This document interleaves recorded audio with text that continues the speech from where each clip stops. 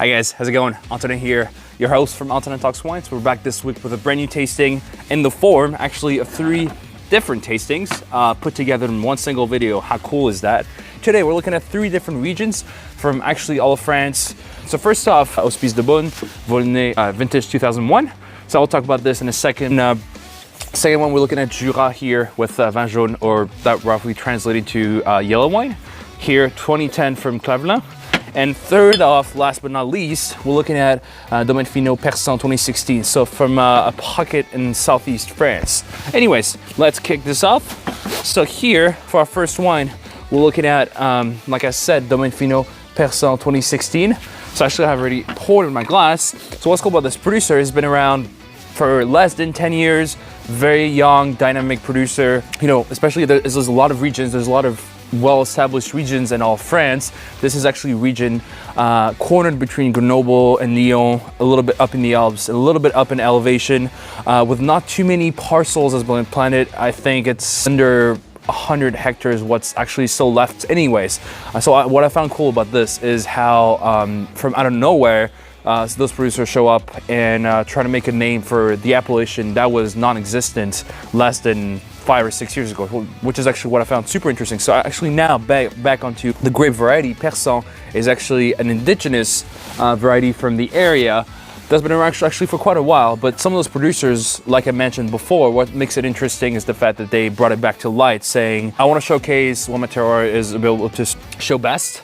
And this is what this producer is particularly known for. So let's try it. So here we're looking at a darker, medium darker ruby on the nose, red cherry nose, spice, vegetal sort of tone to it. But that's a really pretty, perfumey cherry without being too much on the dark side. Still very fresh and very appealing, very nice. Just very cool nose. On the palate, like I said, this is a cool climate, which you can definitely taste on the palate. Tannin is very round and not very present at all. You get this sort of nice coating acidity, which makes for really cool, lighter style of wine, but still is a little bit more in that sort of medium bodied. I think this could actually pair with lots of food. So charcuterie, cheese of any sort will be perfect with this, I think. But overall, what I like about this one is the message of the producer and how they're trying to make a name for the region, which I think is a very cool thing to do. Anyways, oops. And anyways, this is Hospices de Beaune 2001 Volnay Cuvée Blondeau. So actually what's interesting about this bottle here is it's not every day that you'll see a wine that has a little bit of age reviewed on any show, but this I found was actually really cool, interesting to see, since this is considered a winter vintage. So what does winter vintage means? I'm glad you asked.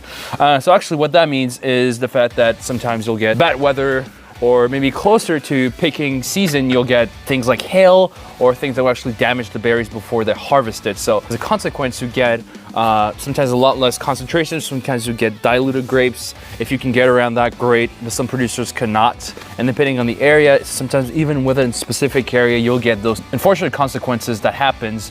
And this is what happened with this wine. So when I bought this in the first place, I didn't know anything about it. I went with it with great expectations, and what I was left with was a little bit of a letdown. So now let's see how this translated to you on the palate. The wine, of course, after about 18 years, has turned into a full-on garnet, medium garnet, light to medium garnet. On the nose, so I got a lot of development on this one. Of course, after 18 years, you get a lot of that blackberry syrup. Yeah, I'd say syrup. Blackberry, bramble, cigar box, very leathery, tobacco sorts of tertiary aromas to it. Still getting a little bit of fruits, but it's very muted. So I think if anybody were to taste this and expect it, you know, for the style of wine, expect it something a little bit bigger. I think a weaker vintage should deliver sometimes on the more muted side of things, which means you can be like, oh, I can't smell this wine, or I have a hard time picking up anything, which is what actually happened to me. Those tertiary flavors, which is really cool. You get a little bit of sort of that depth in the wine that you wouldn't have gotten maybe if you bought it about 2-3 years after the wine has been bottled. So I think those 18 years really helped develop and sort of elevate this wine towards what it is now, which means you get a lot of that sort of still cedar, cigar box, leather, any of those tertiary aromas, which are really cool. But again, it's very muted.